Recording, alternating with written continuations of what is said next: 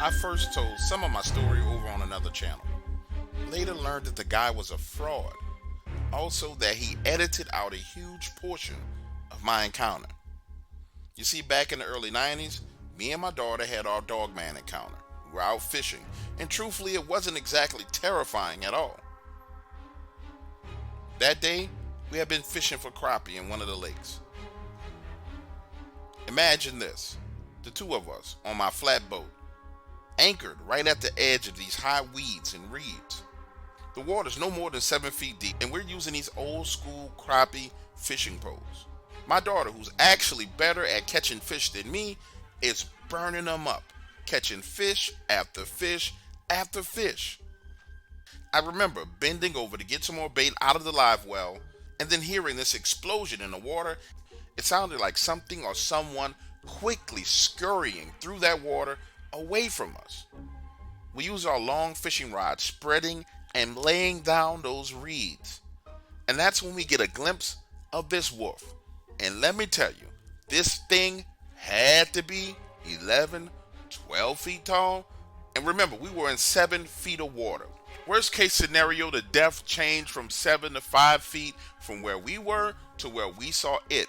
But nonetheless, this thing still had to be tall because its waist was above the water. Its head is turned to the left, looking off in another direction, and it's almost as if it was listening for some kind of sound.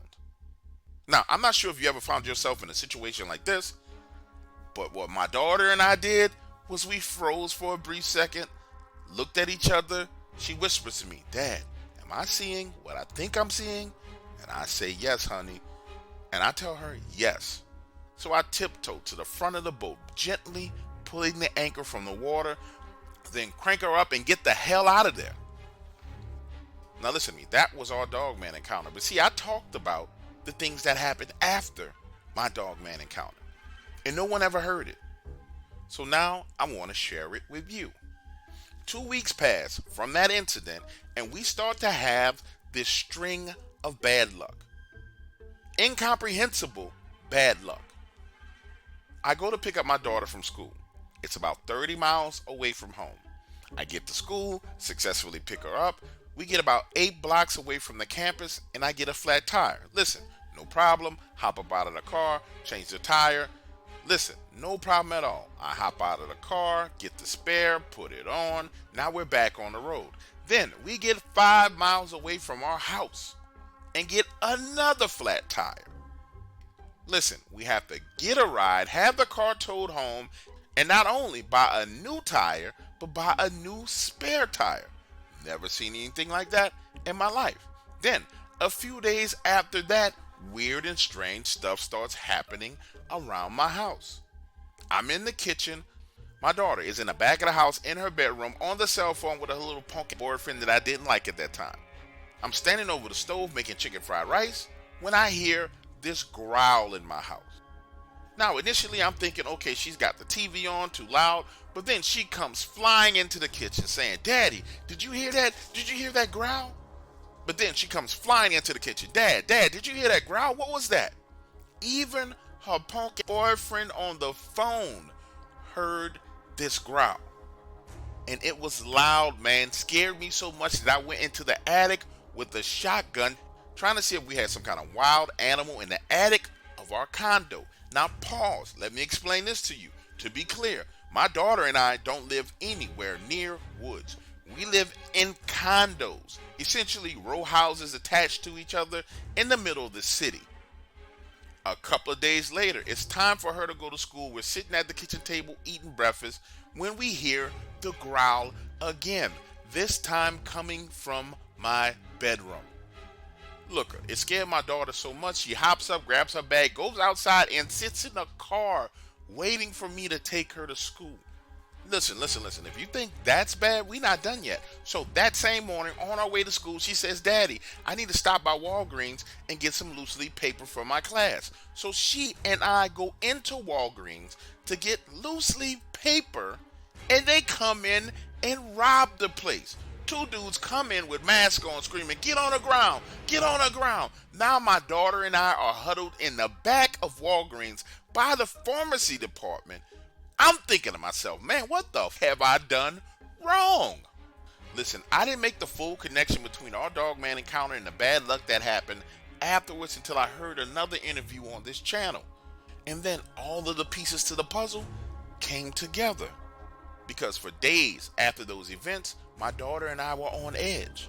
And then the bad luck and all the strange occurrences stopped as they started, just as suddenly as they started. Now, to this day, I'm not sure what to make of it. But what I can tell you is this. The only thing about our routine that changed, we go fishing all the time, we do breakfast all the time, I cook that same chicken fried rice every Thursday. The only new thing that was introduced to our life was that damn dog man. And for the record, we haven't been back to that lake fishing again.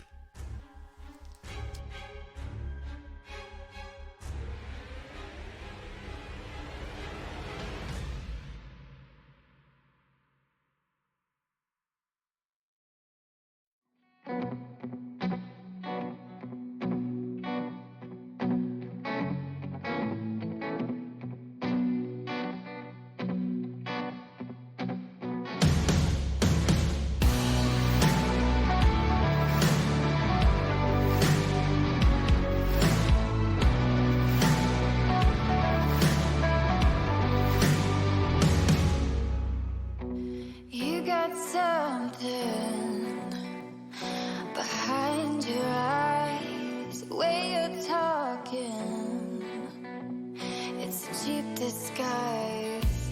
We were made to chase the light, but you got saved. My auntie Rashiba is butch or lesbian. I'm not sure what you call them these days.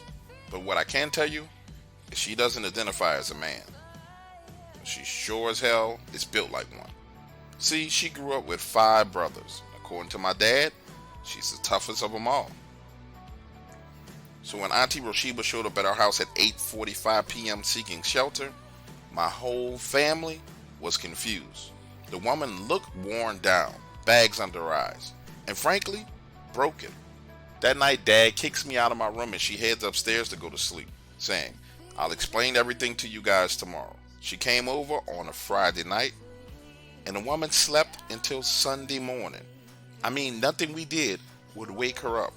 And when she finally wakes up, we're headed out of the front door to go to church, and she's asking about coffee. 2 hours later, we're back home from church. Mom has made brunch. We're sitting down at the table, and she goes on to explain that she has a story to tell. Now, the words that proceeded out of her mouth combined created the most terrifying story I have ever heard about the rougarou. You see, she lived in Longville, Louisiana. 22 acres of land, her and her partner Katrina.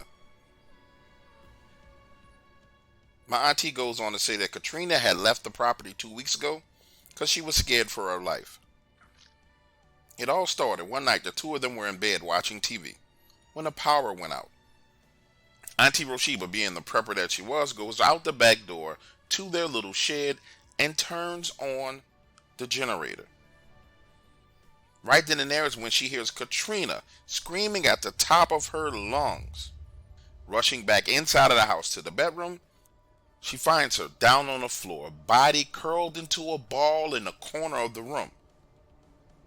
The bedroom window open and the screen slit with what clearly looks like 3 claw marks. And over the next 45 minutes, she tries her best to calm Katrina down. But nothing will work. Finally, an hour and a half later, Katrina explains that when the power went out, she decided to get up and open the window to let some fresh air in. And you know how it is when you walk to the window to open it, you don't necessarily look out of it, you just hit the latch and slide it open. But when she turned to look out of the window, she saw this snout and these teeth pressing against the screen. Eyes wide open, fully dilated, quickly adjusting to the darkness. She realizes there's 2 gigantic yellow eyes, the size of the palm of her hand, right there in the window. It scared her so much she reaches to close the window. This gigantic claw hit against the top of the window. It began to slide all the way down. Scared for her life, Katrina dives on the floor and slides over to the corner. My auntie painted a clear picture of the sheer terror that the woman was experiencing.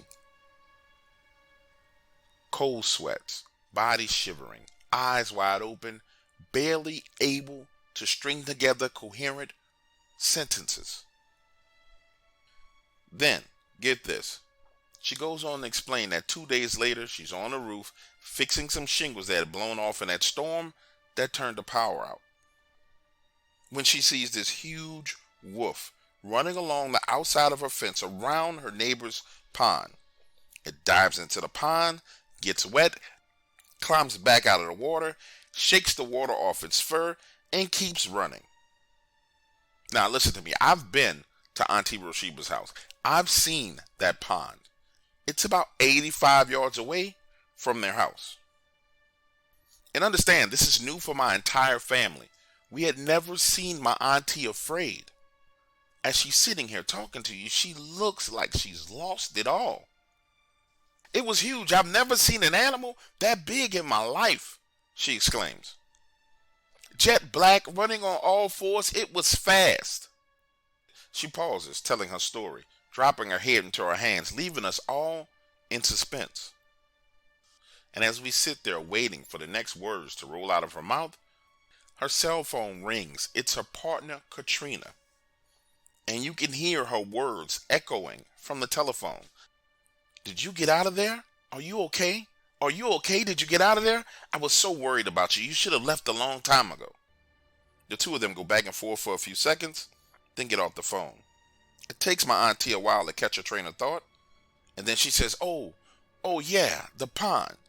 The pond. Listen, it climbs out of the pond, takes off running, and up until that point, I figured that Katrina had lost her mind. But I saw this thing. She goes on to explain to us that night after seeing that animal, she couldn't sleep, nor could she believe that it was even real. The only way she was able to make an adjustment and get some peace of mind was just to come to terms with it. There's a very, very big wolf out here, and I need to keep a weapon on me everywhere I go. So that's what she did. Over the next 4 days, she came and went as normal, carrying her weapon on her. And she said things seemed to calm down a bit. That's until that following Friday night. Roshiba and Katrina are coming home from a party. They pull up in the driveway and notice a black mass on the side of the house. According to her, it looked like a tall man wearing a black hoodie. So she gets out of the car, weapon in hand, intending to confront him. But by the time she gets to the front bumper of the car, she hears this growl. Bones shaking, her intestines vibrating, adrenaline pumping, fear rushing. The two of them run as fast as they can into the house, closing the door behind them. And for the rest of that night, they hear scratching on the roof, beating on the walls, so afraid that they sleep in the living room with all the lights on. Just before sunrise, things seem to have calmed down. Katrina has fallen asleep, and my auntie Roshiba is in the kitchen making some coffee. She gets a cup from the cabinet, closes it behind her, turns her back on that same cabinet to pour coffee, and when she turns around again, all the cabinet doors are wide open. Now let me pause here for a moment in the story and explain something to you. The look on this woman's face when she said this was beyond fear. It was beyond fright. It was something I had never seen before. It was almost as if sitting there she was having an out-of-body experience, trying to explain to us the things that had been happening at her house. Both hands gripping and squeezing that coffee cup, her body squirming in the chair as she tries to get comfortable. She says that's when things really got bad. It was hard for us to tell had we gone crazy or if we were actually having something going on in the house. The two of them mentally and emotionally exhausted try their best to get some rest to go back to work for Monday, but strange things just kept on happening. The TV would turn on by itself. Water would just appear in the bathroom, sometimes in a sink, other times in the bathtub, and other times on the floor. She takes a sip of her coffee, sits back in a chair, and says, like I said before, at first I thought one of us had gone crazy. So she goes outside, turns the water supply off to the house at the main faucet.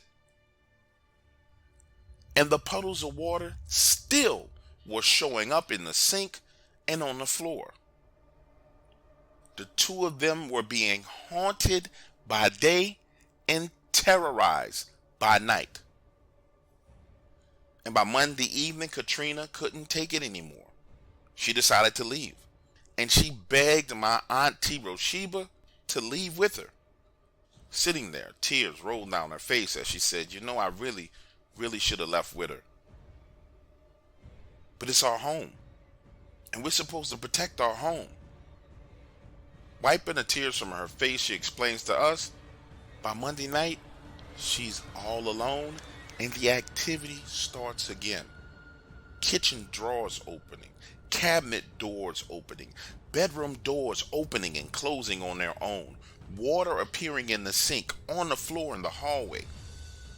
My auntie said the only thing that could come to mind was something that she'd seen on one of the paranormal TV shows, which was that this type of activity fed off of fear. So she decided to ignore it. This woman had developed her own little saying to allow her to mentally adjust to it. Every time she saw something strange or weird, she would just say, "Fuck you, this is my house." Listen, that following evening, she leaves the house, goes to the grocery store, comes back with some chicken, fires up the grill, grills that chicken, sits outside playing music and drinking a beer. The entire time she was outside, she could hear things moving around in her house. Glasses and dishes moving in the sink. Forks and knives jingling in the drawers. But she had decided she wasn't going to let any of that scare her. So, she sat there, eating her chicken, drinking her beer, and reading a book. She looks at my dad and says, "I guess ignoring it was a bad decision." Because eventually she got thirsty, went inside to get a bottle of water from the refrigerator, and when she tries to go back outside through the back door, the door would not open. She went to the front door of the house, and the door would not open. She walked from room to room to room to room, trying windows, and nothing in the house would open up to let her out. My Auntie Roshiba explained to us that as she pulled on those doors and tried to open the window, she had this feeling of panic and fear come over her, but she recognized it. So she just lay down on the bed and waited 30 minutes, then got up and walked out the back door. Now get this, she says right at about 5:30, she had finished eating, drunk her beer, and began to feel sluggish and tired, like she was having a sugar crash, but she hadn't eaten any sugar. So she heads inside, locks the front and the back door, sits down at the table, and the next thing you know, she's passed out. And when she wakes up, it's 10 p.m. All the doors and windows to the house are open. The front door is wide open. The back door is wide open. And that's when Roshiba realized she couldn't ignore what was going on. It was too much for her to deal with. So she left right then and there, frantically going to one of her neighbor's houses, telling the neighbor everything that happened. And the neighbor explains to her that there's something in the woods around here called the bear wolf. He explains to her that this particular bear wolf must have strayed away from the big woods near Vinton, Louisiana, and came over into their area. Then goes on to tell my Auntie Roshiba about the time he had an encounter with the bear wolf himself and experienced the same paranormal activity.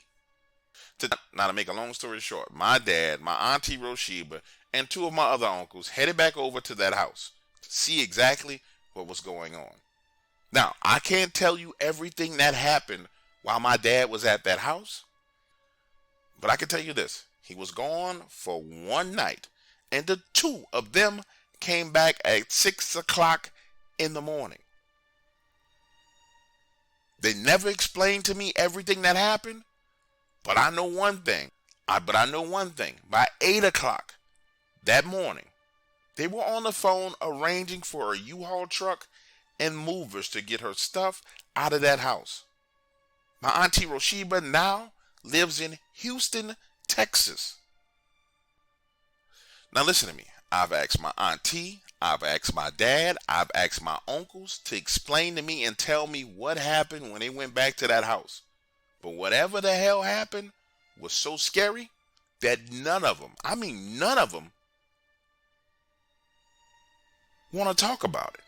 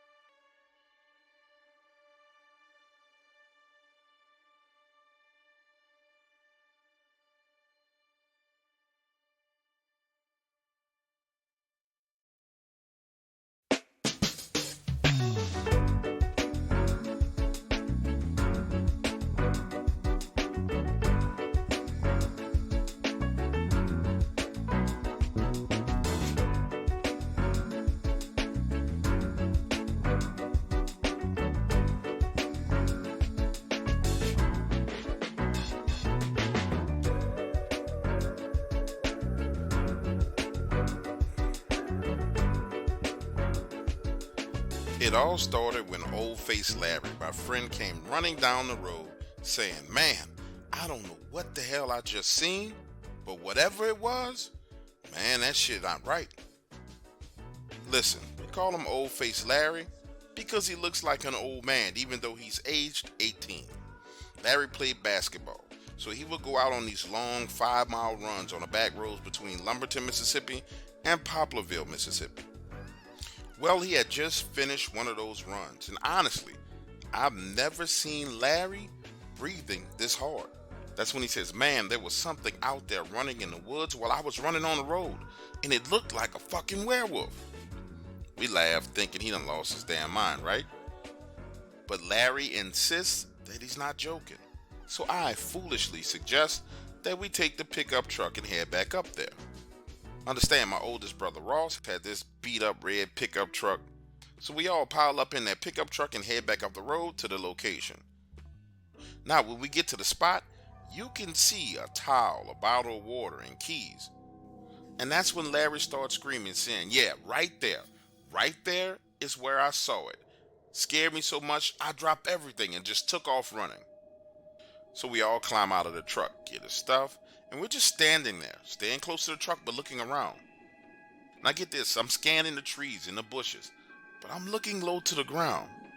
When I turn and look in Larry's direction, he has this look of fear on his face, man. And yes, Larry is staring straight into the woods. So my eyes trace his eyes, and I realize that he's looking up at the branches of the tree. We're talking about 10 to 13 feet in the air. And it was hard to see at first, but when you took a close look, you could see these huge yellow eyes staring back at us. And by huge, I mean big as the bottom of that water bottle. Those yellow eyeballs darting back and forth, looking at each and every one of us. That's when Larry says, "Do you see it? Do you see it?" Now, listen to me. As much as I wanted to think that Larry had lost his mind, nope, not at all. I saw those giant yellow eyes. So we all pile in the truck and get the hell out of there. Larry is sitting there in a cold sweat. And that's when he reveals to us that he saw a second one on the opposite side of the road while he was climbing back into the truck. Now, imagine the scene. There's 3 of us sitting in my brother's red truck, parked in a driveway, when Ross comes out of the front door And I guess he could tell that something was wrong, because he says, "What the hell is wrong with you boys?" And when we tried to explain to my older brother what we experienced, he just starts laughing at us. Boy, y'all stupid. I can't believe y'all went down there. You know what you saw. You know what you saw, right? We're like, "No, what was it?" He says, "That's the Wolfmen. They've been around here since before these towns was built. Your stupid ass is lucky it didn't eat you. Give me my keys and get the hell out of my truck before you get it messed up." Now, as we're climbing out of Ross's truck and I'm handing him the keys, he says, "Listen, y'all might as well go ahead on and take off all those clothes, including your underwear. Put them in a brown paper bag, take them out back, and burn them. That way them wolfmen don't come over here to our house. We don't need that kind of shit over here at our house. Go ahead on and burn it right now." And guess what? Within the next 30 minutes, we had changed clothes and burnt everything that we had on, including my Nike tennis shoes. Now, let me explain something to you. I got to give old face Larry all the credit in the world. He's a brave, brave man. Because me, I never went anywhere near that area again. But you see, Larry had ambitions of being a college basketball player. And this crazy fool went running down that same road the following week. When I asked him if he had seen anything crazy or strange or felt anything weird, Larry said no. He prayed about it and he took off running. Looking back on it all, Larry's efforts paid off, because he got a full basketball scholarship to the University of Arizona. As for me, I ended up working at a chicken plant.